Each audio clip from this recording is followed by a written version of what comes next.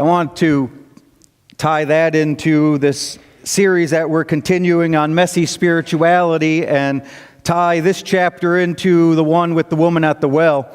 And, you know, you can hear it in her voice, and I'm sure you have seen it from other people, maybe even felt it yourself at some point, but rejection is a part of life. It's not a fun part of life, but it happens. It's something that has happened to all of us at some point. Maybe we were excluded, maybe we were judged, maybe we were condemned. All of these things that lead us to feel like we are not worthy, like we are less than somebody else when we are met with disapproval from people. So this idea here of messy spirituality is to help us to continue to understand that we are all a mess, that we all need some grace and some hope in our life. And as a result of knowing that, we also have to extend that grace to other people. You know, this story in the 4th chapter of John, in my opinion, is just so full of so many different things that we can elaborate on. It's one of the most powerful passages in the Bible, again, in my opinion, because there's so much there that is going on. And, you know, some of you that have read that story and know the biblical story, you can understand that that was pretty close to what this woman was trying to feel and trying to say at this well. And, of course, we know that she went to the well alone because she did not want to be rejected. She did not want to be ridiculed and judged because of all of the other people in the town. And that little girl knows what I'm talking about. We feel like crying sometimes because we don't feel like we are included. And this woman at the well decided to go at the hottest part of the day because she knew nobody would be there and she could be alone and she wouldn't have to feel rejected again and again. What she didn't expect, of course, was Christ to show up. And even there, she started to doubt herself and ask Christ, well, why are you even talking to me? I'm a Samaritan. I'm not even worth your time. And plus, I'm a woman. This should not be happening. And Jesus knew that it shouldn't be happening because of the customs of the day. But Jesus still stood there and talked to this woman like she was somebody. And the woman says, you do not know what I have done. You know, we often say that. You don't know my past. You can't love me. I'm not worth something. If only you knew what I did or what I went through and all of this. And of course, Jesus says, relax. I already know. I already know who you are and where you came from, but I am here to let you know that if you keep searching for things that are not God, you are never going to be satisfied. So I am here to offer you something that can quiet your soul and satisfy the longings that you have. Christ treated this woman with respect, something that she might not have felt in a very long time. Christ showed that she was worth something. That's a powerful thing to know that you are worth something to somebody. And how much more powerful is it to know that we are worth something to God, the Creator? Christ did not come to judge, to condemn her, or humiliate her, but he wanted to remind her of something.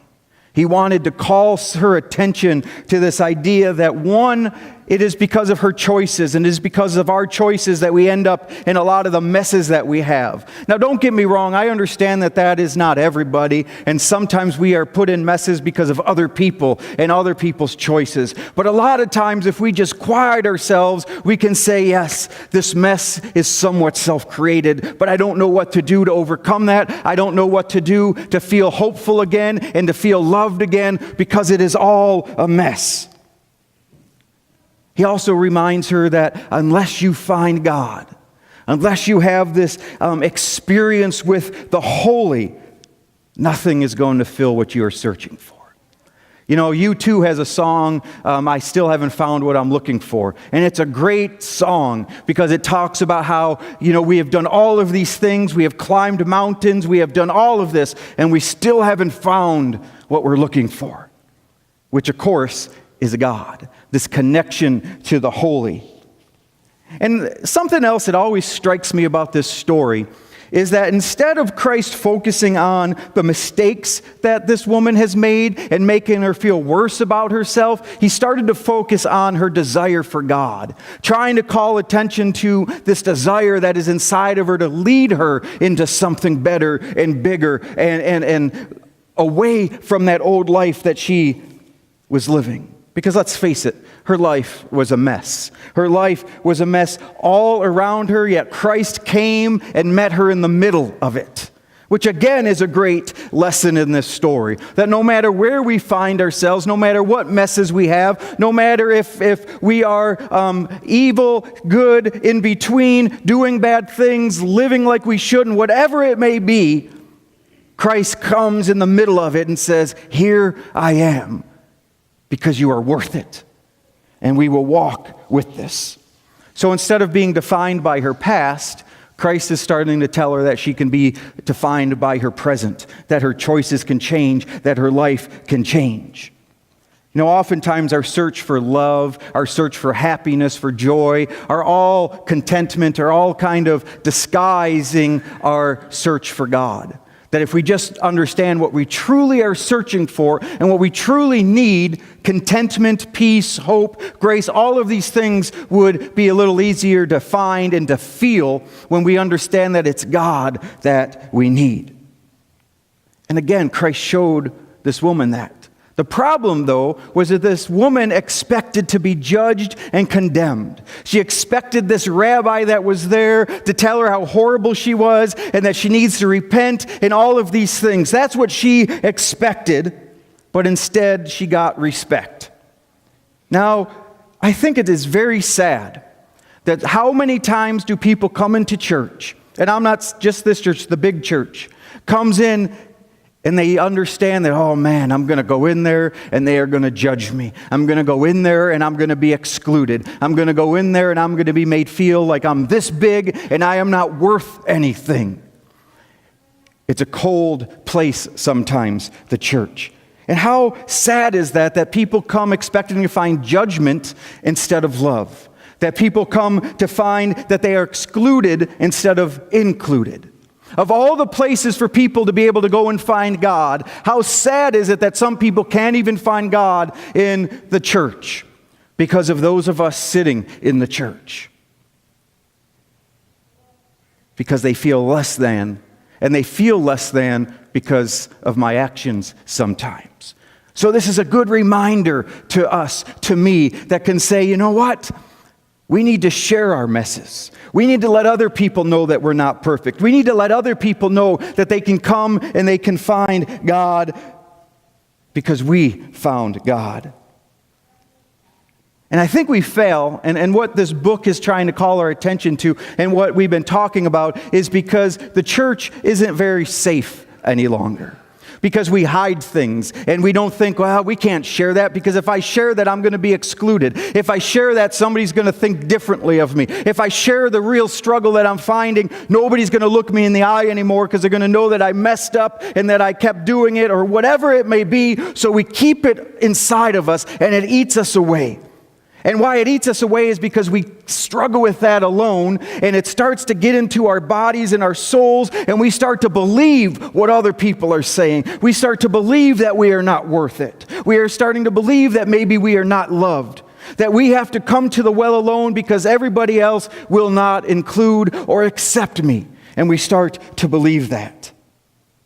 Instead, we should allow people, including ourselves, to understand, and we should say, it doesn't matter. Come to the well. Come and sit and listen to God and understand that God is offering you a different life, offering you some hope and some peace and some guidance on how to clean up all of these things in our life. Come. You know why I'm inviting you to come? Because I'm going to the well myself. And I have my own issues and I have my own problems, and God already knows those. So come and find God. God already knows. Christ already knows. Which, to this woman at the well, was very freeing to understand that, wow, he already knows what I did, and he's still here sitting with me. He knows how my life has been a mess, but he still thinks I'm worth something. It was a blessing and a hopeful moment that she had that ended up changing her life. So can we invite people? But more than can we invite people, can we be comfortable enough to come and meet God face to face, regardless of what other people will think?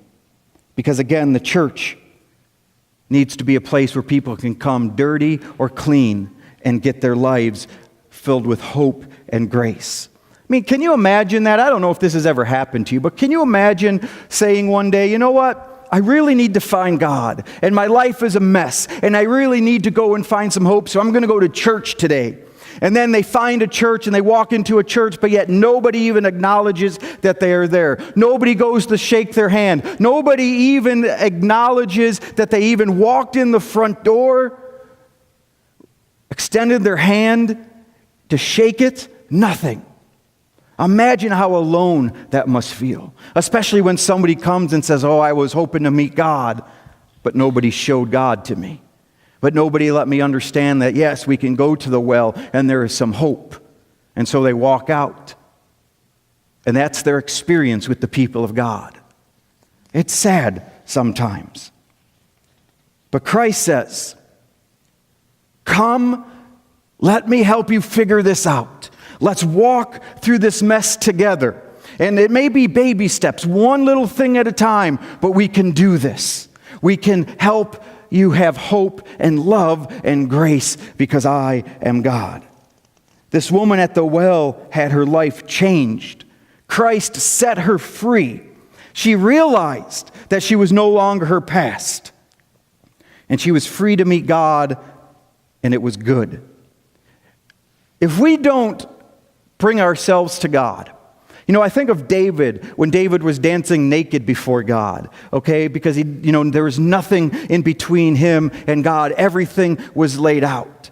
How can I come to God and be genuine about my faith and my struggles if I hide and don't acknowledge some things in my life? If I keep these secrets hidden and I think, oh, I'm not even going to utter these words, because what they do is it builds up a wall between us and God. So instead of giving these things to God, instead of even sharing them with other people and saying, yes, I'm a mess and I need God, we fake like we're okay and we keep walking with no idea that, if I just came to the well, if I just sat there, God would meet me. But we don't even think we're good enough to come to the well, let alone meet God. We are worth something. God, Christ says, you are worth this to me. So she was free to meet God. And then she shared with others. Christ said, go and tell other people. And she goes and she says, come and meet this guy that has set me free. Come and meet this person who already knew all of what I have done and changed my life. She went back and she shared with people and let them know that there is space at the well and that they can come and they no longer have to feel alone or broken, that somebody thinks that they are worth it. This life of Christianity, of our life with God, isn't about being perfect. It's about being connected. Do you understand that? It's not about being perfect and having everything figured out. It's just about being connected to God, connected to the holy. And if we are connected to the holy, we can connect to each other. And if we are connected to each other, we can go out and let other people know, come and be a part of this thing, because we connect to God and God knows who we are already. But if we're not connecting to God and we're not connecting to each other, what hope is there for other people that are out there looking? It's not about being perfect, but connected. We need to come to the well so that other people can come as well. Messes are always going to be in our life. No matter who we are, we have messes. We never know what the day is going to bring. And right now, life may be great, but it may collapse very easily. We may have everything ordered, but then soon our houses will look like this because life just happens. Life is messy, and there's nothing we can do about it. We make mistakes all of the time. And I'm not saying that we have to let people, that we're condoning different lifestyles and we're condoning sin, or however you want to read that, by saying come and be who you are. We're not saying that anything goes. But what we're saying is before we can even address that, you need to come and find God and let God set you free. And if you can allow God to set you free and understand that you are worth something, all of those things in our life that are a mess, all of those things that cause us to think that we can't go to God, will start to take care of themselves. But we have to acknowledge that first and say, come and be with us, because we're all sinners here. We're all a mess. Yes, we've been doing this for a while, and some of us have more experience than that, but we all fall and have messes in our lives. Come and see the God that has set me free. Come and sit at the well with this teacher that knows who we are and still says, let's talk.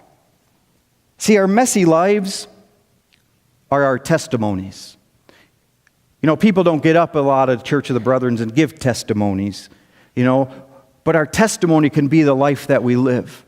To let other people know that, yes, I've made mistakes. And I'm not talking about sharing the details of our lives, okay? There are some things that we don't need to share, okay? We don't need to put everything on Facebook and everything else like that.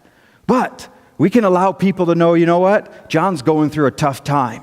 I may not know all of the details, but I've been there. I've been in those shoes before. So let's support and love and bring hope. Because all of our lives are messy at some point. So we have to allow ourselves and others to feel safe enough to voice that. Safe enough to say, you know what, I don't have any idea what I'm doing. My life is so messy and I keep making mistakes, but I know that I need God. Can you help me find God? I don't know how to fix what I've messed up, but I know God can at least point me in the right direction. Do you know where God is? Can we point people to the well? Or do we look down our noses and say, you're not ready. You need to get your life in order before you can come to God. Which is garbage, because God's the only one that's going to put our life in order. So we tell people, come. I'm coming because I have a mess to clean up. But then, again, this story, she doesn't keep it to herself. Her life is changed, and then she goes out and she lets other people know about that. And when other people know about that, then she's got a group and connectivity and I just lost a word. Evidently, it was not an important word. Okay? Accountability, that was the word. We can help each other and build each other up and keep people accountable by just saying, keep going, God is here. And when we can allow people to see this stuff, okay, and to say, yeah, I have my moments. But when we come to the well, when we start thinking about this thing of spirituality and we say, yes, my life is a mess, it's not saying that we keep our lives a mess. It's to acknowledge that life just hurts sometimes. But when we meet God, an amazing thing happens is we start taking things that are a mess and cleaning them up little by little. And you can straighten things up so that this may happen, but it doesn't stay this way. That's part of the spiritual life, is to say, oh yes, it's messy, but I can work with this. And God's going to help me fix some of this. And we can start putting things away. And it's tough, because you look at a mess sometimes and you're like, where in the world do I even begin?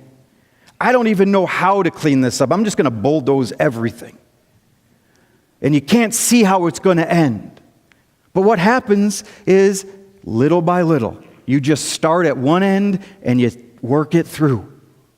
And when you have God by your side, and then you have all of us by our side, instead of having fear and rejection as a part of our life, we now have hope and grace. This closing song we're going to sing, Amazing Grace. How great that is. And even though some of the wording in that song, people don't like very much, including myself, this song is very powerful. And maybe I shouldn't like some of the words in there, but it calls my attention to understand that, yes, I messed up. Yes, I may not be perfect, but that amazing grace of God says that I am. And that amazing grace of God says that you are worth so much that I'm not going to leave you alone. That little by little you will become who you are called to become. And in the process, you will allow other people to come and find God as well. Wherever we find ourselves today, broken, messed up, or maybe we have everything tidy and clean at this moment. Either way, we come to God. And we allow other people to come to God. Not how we want them to be, but how they are. Because they are still worth something. I am still worth God, warts and all. We don't need to contribute to the secrecy of a church that says, oh, we don't talk about this and we're all perfect, because people will walk in and say, I don't belong here. And they will feel very excluded. So instead, we can say, come, we all have our problems, but we know who can help us with them. So let us pray.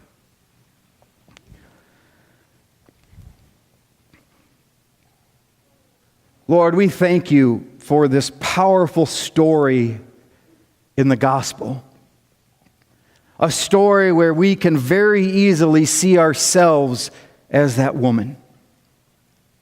The things that are a mess in our lives, the doubts that we have, the fears that we have, the way that we may feel unworthy and rejected.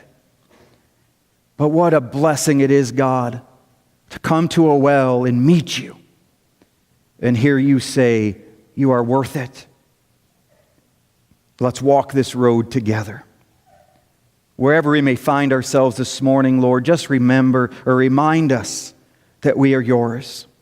Remind us that we are loved and respected, and then help us to extend that same love, respect, and grace to all of the people we come into contact with, even if they don't look like us, so that they may know that God is seeking them out. And all of God's people said, as we leave this place and go about our lives, may we know we are worth God. And may we allow other people to know they are worth that as well. I want to remind everybody that out there on the welcome table, we still have these little cards that say, because you are worth it. And I encourage you guys to pick some of these up on your way out and do some random acts of kindness for people so that they can know that they are worth God as well. So pick those up, and may we let other people come to the well. And one final time today, all of God's people said, amen.